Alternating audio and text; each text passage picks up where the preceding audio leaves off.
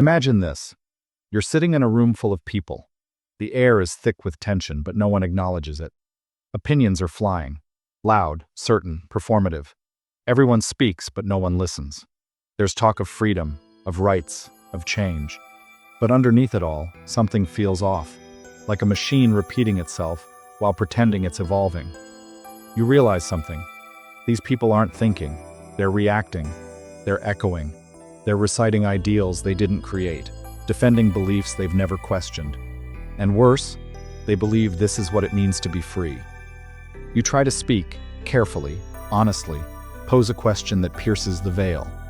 But your voice trembles, not from fear of being wrong, but from the sinking awareness that no one is really here to think.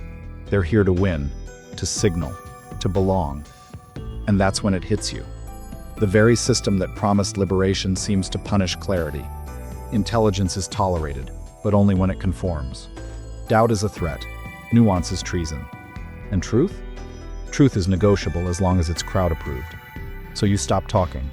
Not out of defeat, but out of awakening. You watch the spectacle unfold. The same arguments, the same cycles, the same rituals dressed in the illusion of progress. And slowly, quietly, a question starts to haunt you. What if democracy, this sacred pillar of modern civilization, isn't what we think it is? What if it's not a beacon of freedom, but a beautifully branded illusion, where power is redistributed, not dismantled, and where manipulation wears the mask of choice? What if intelligence, real intelligence, the kind that dares to question the collective dream, isn't just ignored but systematically excluded? You were told democracy is the system of the people, by the people, for the people. But look around. Are these really the people you'd trust with the truth? What if the very structure that promises you a voice is the same one that ensures you never use it? What if democracy, in its current form, doesn't elevate wisdom, but dilutes it? And perhaps the most disturbing question of all, what if smart people stop believing in democracy not because they're cynical? What if the system wasn't designed to cultivate insight, but to neutralize it? You weren't raised to ask these questions. In fact, you were conditioned not to. From childhood, you were handed a script. Democracy is good. Questioning it is dangerous. Doubt equals extremism. But somewhere deep inside, you've felt the fracture. You've seen the cracks in the cathedral, because truth doesn't scream, it whispers. And when you begin to hear it, democracy no longer feels like a sanctuary. It feels like a game where everyone is pretending, and no one wants to admit the rules are broken. So now the question becomes, what lies beneath the rituals of the vote, the slogans of the street, the illusion of collective will? To answer that, you have to go deeper, not into the structure of politics, but into the structure of the mind. Because the real roots of this disillusionment aren't political. They're psychological, they're philosophical, they're existential. And once you understand them, you can never unsee it. Democracy, in its purest ideal, is the dream of collective wisdom. But the uncomfortable truth is this: collective wisdom is rarely collective, and even more rarely wise. You begin to see this not through conspiracy, but through patterns, through silence, through the way intelligence is slowly reshaped, not by force, but by fatigue. You watch as smart minds shrink themselves to fit inside slogans, as thinkers become performers, as dissent becomes taboo. And you realize, this isn't about government, it's about human. Carl Jung once said, "The greatest threat to civilization is not bombs or missiles, but the psychology of the individual." And nowhere is that psychology more exposed than in systems built on mass participation. Democracy doesn't just ask for opinions, it demands identity. And identity, as Jung knew, is a fragile mask hiding the unconscious. People don't vote with their minds, they vote with their shadows, with their wounds, with the parts of themselves they've never dared to face. And when millions of unconscious minds come together, the result isn't wisdom, it's projection on a national scale. Look deeper. The ballot isn't just a piece of paper, it's a ritual of belonging, a way of saying, I'm on the right side. But who defines right? And what happens when the majority chooses not the best, but the most familiar, the most emotionally soothing? Friedrich Nietzsche warned us, insanity in individuals is rare, but in groups, parties, nations, and epochs, it is the rule. He saw the madness beneath the moralities, how masses could worship mediocrity if it gave them a sense of meaning. Democracy, then, becomes a theater of the crowd. And crowds, as Gustave Le Bon observed in The Crowd, a study of the popular mind, are driven not by logic, but by contagion. Ideas spread like viruses, not because they're true, but because they feel good. Democracy gives everyone a voice, yes, but not all voices speak from insight. Most speak from fear, from pain, from ego. This is the great psychological tragedy. The system rewards noise, not nuance, visibility, not vision. So what happens to the intelligent mind? The one who questions slogans? The one who sees complexity in a culture addicted to simplicity? They are first ignored, then shamed. Arthur Schopenhauer wrote that truth passes through 3 stages: ridicule, violent opposition, and finally, acceptance. But democracy, in its modern form, rarely makes it to stage 3. Because by the time truth becomes acceptable, it's no longer needed. The crowd has already moved on to the next emotional high, the next moral panic, the next illusion of change. And smart people see this.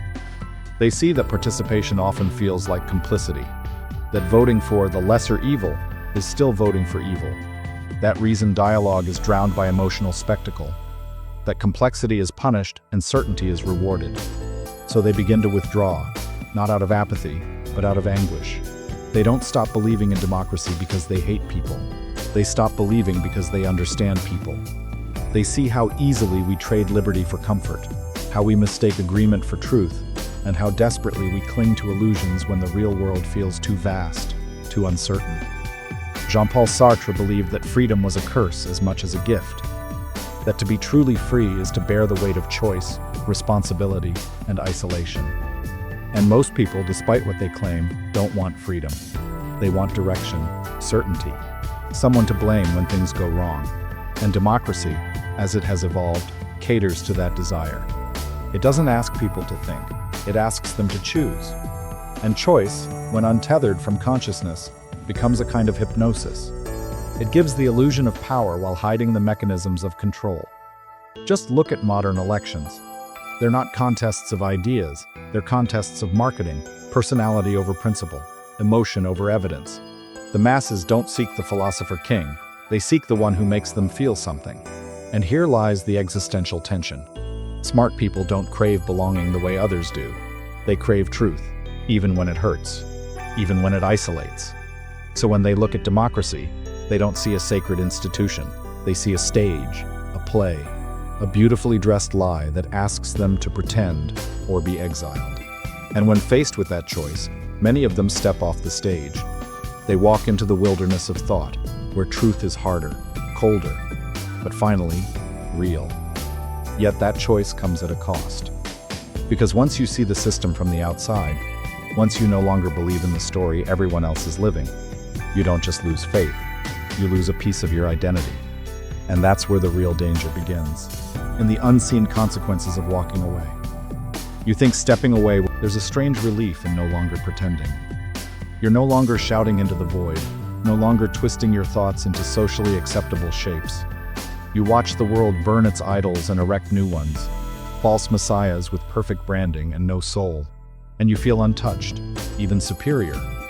But then, something begins to hollow out inside you, because when you no longer believe in the system, you're not just disconnecting from politics.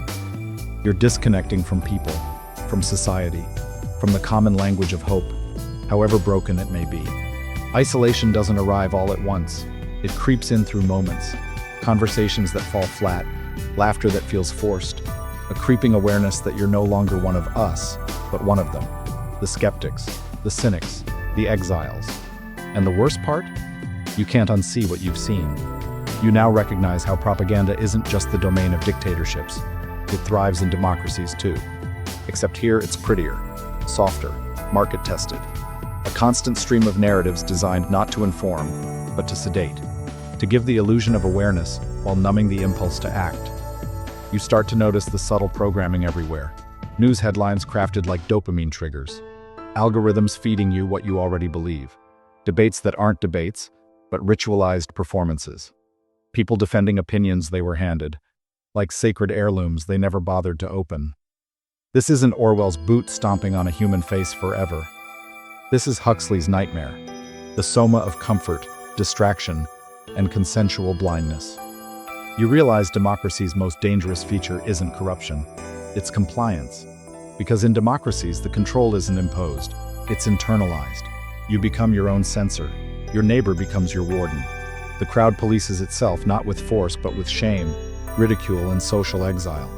So the smart ones begin to retreat inward. They stop talking, then they stop hoping. Eventually they stop feeling. What began as clarity slowly becomes despair. You begin to feel the weight of existential disillusionment, a condition rarely diagnosed but widely suffered. You're surrounded by noise, yet starved of meaning. Every conversation feels like role play. Every headline like déjà vu. You know the script, you know how it ends. This is the unseen cost of clarity in a system built on illusion. Loneliness. And it's not just emotional, it's neurological. The human brain is wired for tribe, for cohesion. Evolution didn't favor the outliers, it favored the agreeable, the social, the obedient. Your need for belonging isn't weakness, it's ancient programming. And when you defy it, your biology fights back. Cortisol rises, serotonin drops. You become a walking contradiction, awake but unmoored, conscious but disconnected. You begin to understand why so many intelligent people turn to nihilism, to drugs, to isolation. Because when you peel away the mask of collective delusion, what's left isn't always light. Sometimes it's the void. This is the psychological cliff democracy rarely talks about, the dark night of the intellect. When awareness becomes suffering, when seeing clearly feels more like punishment than gift. Because what can you do with the truth when the world is built on its rejection?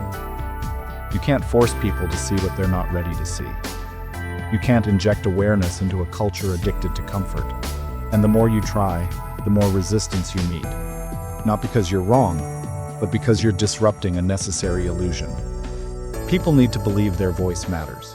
They need to believe the system is fair. They need to believe their choices shape the future. Take that away too fast, and you don't create revolution. You create collapse. So society has evolved subtle defenses, cultural antibodies, labels like elitist, arrogant, anti-democratic, doomer. They don't refute your ideas, they discredit your existence. They reduce deep critique into a personality flaw. Because if they acknowledged what you're saying, they'd have to change. And change, as Carl Jung understood, is not just uncomfortable, it's terrifying. To confront the shadow is to risk annihilating everything you've called yourself. So what's left for the ones who see? Or you find another path, one that doesn't require belief in a broken system, but belief in something deeper. Not in politics, not in ideology, but in truth itself. And maybe, just maybe, there's a way to rebel. Not through noise, but through vision. Through the quiet revolution of becoming. But that path is narrow. It demands more than intellect. It demands courage. The kind of courage that begins not with voting, but with waking up. Now comes the turning point. You can't burn down a system that's inside your head. That's the first truth of real rebellion. Because the trap of democracy isn't just in the institutions, it's in your conditioning, in the reflex to conform, in the fear of being seen as different, in the way you still hesitate to speak what you know is true. And the rebellion doesn't start with protest. It starts with deconstruction of everything you were taught to believe was sacred. You were told your voice mattered. But have you ever asked who taught you that? You were told your vote is your power. But when was the last time it actually changed something meaningful? And yet, these narratives remain. Not because they're true, but because they're comforting. Rebellion begins the moment comfort, not just politically, but existentially. Because the real war isn't on Capitol Hill, it's in your mind. And you can't win it by switching parties or arguing in comment sections. You win it by reclaiming consciousness, the ability to see clearly and act freely. Friedrich Nietzsche called it the revaluation of all values, the radical act of questioning every principle you inherited. He warned that most people don't want truth. They want a lie that keeps them from suffering. But once you're willing to suffer, to sit with discomfort instead of anesthetizing it, that's when the mind begins to sharpen. That's when the rebirth begins. Rebellion isn't about becoming louder. It's about becoming sovereign. You stop outsourcing meaning.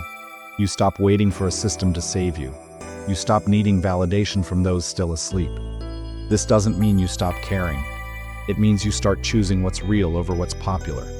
And here's the paradox. When you stop believing in democracy as a system, you start believing in something deeper than democracy. The raw, dangerous, liberating power of personal responsibility. You realize you don't need a leader to tell you what's right. You don't need a group to echo your values. You don't need a majority to affirm your worth. Because truth isn't democratic, and neither is transformation. Take Viktor Frankl, imprisoned in a Nazi concentration camp, surrounded by brutality, deprivation, and the utter collapse of civilization. And yet he discovered a power no regime could take away, the freedom to choose his inner response. His insight? When we are no longer able to change a situation, we are challenged to change ourselves. That's the rebellion, to turn inward, not as retreat, but as revolution. To build a mind so sharp, so awake, that no manipulation can hold you. A consciousness that you begin to study, not for status, but for clarity. You train your emotions, not to suppress them, but to understand them. You dismantle your ego, not to become humble, but to become honest. You realize shadow work isn't optional, it's essential. Carl Jung warned that unless we make the unconscious conscious, it will direct our lives, and we'll call it fate. The masses don't do this work. They project their inner chaos onto politicians, parties, enemies. But you've begun to turn the mirror inward, and that's the most radical thing you can do in a world that teaches you to blame. But rebellion is lonely. You will lose people. Friends who confuse your clarity for cynicism. Family who think your silence is arrogance. Colleagues who are terrified by your refusal to pretend. You will be misunderstood, not because you're wrong, but because you've left the script. So build your strength in solitude. Seek minds that hunger like yours, not for approval, but for awakening. Read the thinkers who dared to offend their century because they spoke to eternity. Don't look for a movement, become one. And above all, beware the temptation to numb your edge. The world will try to seduce you back into comfort, into forgetting, into voting and scrolling and pretending again. But you've already seen behind the curtain. You know what it is now. And you know that escaping it isn't about escaping the world. It's about becoming the kind of person who no longer needs the world to be different in order to live truthfully. That's rebellion. Not overthrowing the state, but overthrowing the state of internal tyranny that keeps you obedient. When you do that, you become dangerous. Not because you hold a sign, but because you hold clarity.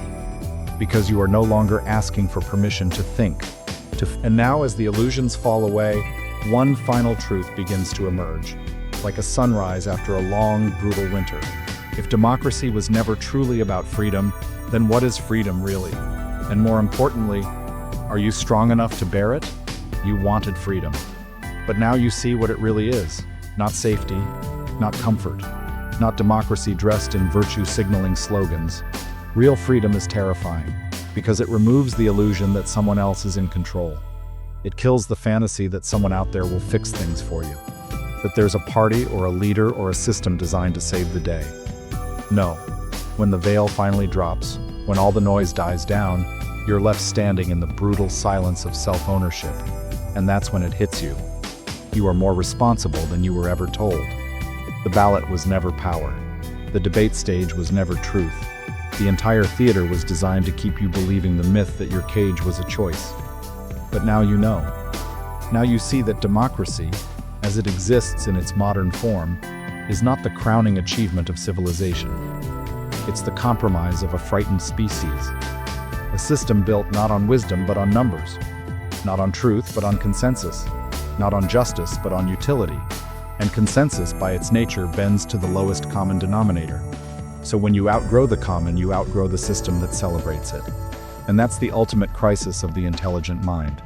To realize that truth and popularity will never sleep in the same bed. Dostoevsky understood this. In Notes from Underground, he warned that freedom wasn't about systems. It was about the unbearable responsibility of being conscious, and Aldous Huxley echoed it too. He knew that once pleasure becomes the method of control, tyranny no longer needs to wear jackboots. It just needs to entertain you. So you unplug, you exit the arena, you stop playing their game, and that's when it happens. Something begins to stir inside you, something older than ideology, deeper than politics. Not rage, not rebellion, but reclamation. You begin to reclaim the only thing that ever truly belonged to you, your mind. Not the conditioned mind, not the tribal mind, not the identity built on roles and reactions, but the raw, sovereign mind, capable of silence, capable of stillness, capable of truth without permission. You start to realize you don't need a flag to tell you who you are. You don't need an election to validate your value. You don't need the crowd to see you before you choose to see yourself. And in that moment, democracy doesn't matter anymore. Not because it's evil, but because it's irrelevant to the kind of freedom you now seek. Because true freedom was never about systems. It was about transcendence. Transcendence of lies, of fear, of collective hypnosis. And in this space, this rare, unspeakable space, you begin to encounter something sacred. Not religion, not doctrine, but the source. The place inside you where intuition lives. Where meaning isn't assigned by headlines but emerges from within. Where decisions are not reactions to chaos, but extensions of your essence. This is where the philosophers lived, not in marble halls, but in the depths, in the fire of solitude, in the refusal to lie to themselves. And now you join them, not to escape the world, but to re-enter it, unbroken. Because once you've faced the abyss and stayed awake, once you've stared into the collective illusion and refused to bow, once you've suffered the loneliness of consciousness and still chosen truth, you become something the world doesn't know how to name. Not a dissenter, not a voter, not a citizen. One who no longer believes in salvation through systems, but redemption through awakening. And the beauty of this final truth is that it isn't loud. It doesn't need to scream. It doesn't need a microphone. It just is. Quiet, unshakable, eternal. The world will go on spinning its illusions. People will keep arguing about left and right, red and blue, broken and fixed. But you'll be watching with different eyes. Not bitter, not arrogant, just awake. You found what democracy could never offer. Not equality, not control, not even justice. But the unshakable, unteachable, unstoppable power of internal liberation. Now the final question remains, not who should lead us, but who are you becoming when you no longer need to be led? That's the ultimate rebellion. That's the truth no vote can contain. And that's the beginning of a life lived, not in systems, but in sovereignty. Welcome to your freedom.